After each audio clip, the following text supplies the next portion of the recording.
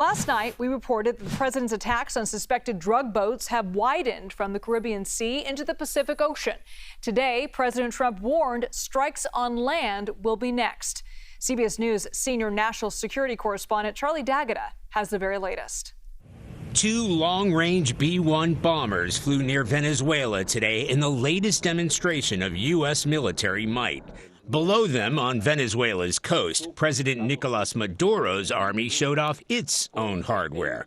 President Trump said the military is planning to go beyond just striking Venezuelan-linked drug boats in the region. So now they're coming in by land, and even the land is concerned because I told them that's going to be next. You know, the land is going to be next. The administration has also set its sights on the drug supply coming out of Colombia.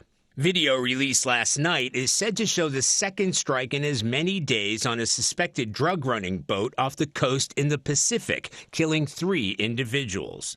Today, CBS News' Lilia Luciano spoke with Colombian President Gustavo Petro about the strikes and if drug traffickers were on the boats, as the Trump administration claims. You don't call them traffickers, the people who are being targeted. You call them workers of trafficking. Killing the workers of the business is easy, but if you want efficiency, you have to capture the bosses of the business.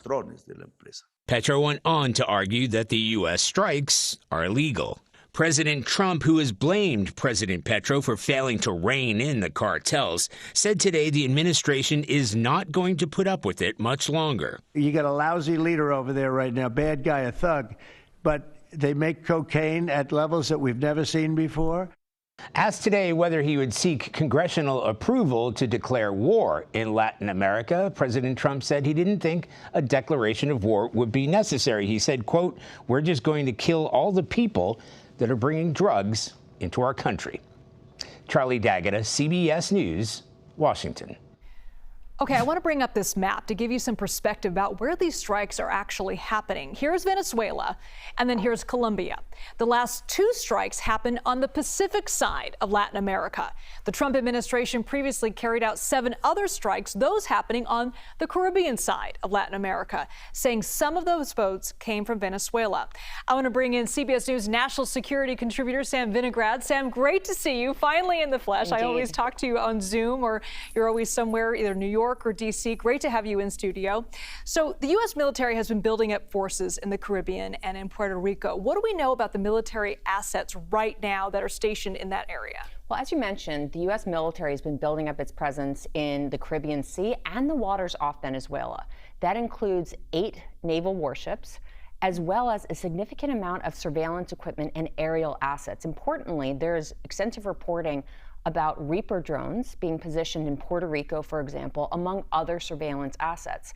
But it's important to remember, it's not just what's physically in the region, the thousands of troops, the naval vessels, the aircraft like the F-35 jets. It's also the fact that the United States has been conducting aerial missions from the United States over waters, for example, around Venezuela, B-52 bombers, B-1 bombers and more, to really send a message that the U.S. has significant capabilities both at sea, in the air, and on land. I want to talk a little bit about the history of this hostile relationship between the U.S. and Venezuela. It's worth noting that the 2 countries had a diplomatic relationship for years until the late 90s when Hugo Chavez took over. So what happened after Chavez became the leader? It's been an incredibly rocky relationship ever since Chavez came into power, and that has really hurt the Venezuelan people more than anything else. Over just the course of my career, since I started under President Bush and then Obama and Biden and the interim years, there's been a deterioration in democracy in Venezuela. There have been significant sanctions levied by a range of countries, including the United States, that have led to a serious economic deterioration on the ground in Venezuela. That has had severe repercussions for the whole hemisphere.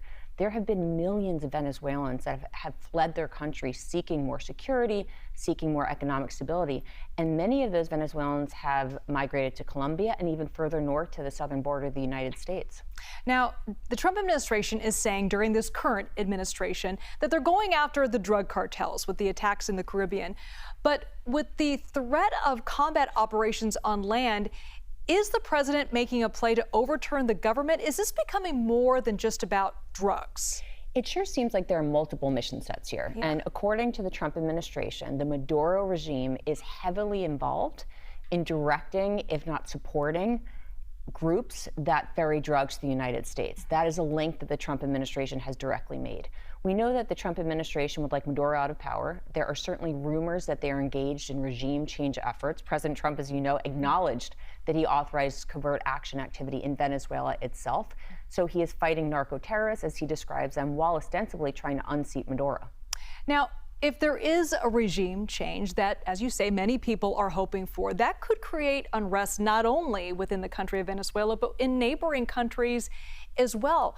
What's the impact of that? Well, it's interesting. Regime change can be achieved in various ways. And under the Biden administration, for example, and previous administrations, there were calls for Maduro to respect the results of elections and to allow the opposition to come into power. If Maduro is unseated through some sort of military coup or covert action, that could be incredibly destabilizing in terms of security in Venezuela, in terms of more immigration out of Venezuela further north, and who knows what would actually happen to the cartels operating in Venezuela and the narcotic streams there as well. It's worth noting that Venezuela and Maduro himself has ties to Iran, Russia, and other countries that are not friendly to the United States.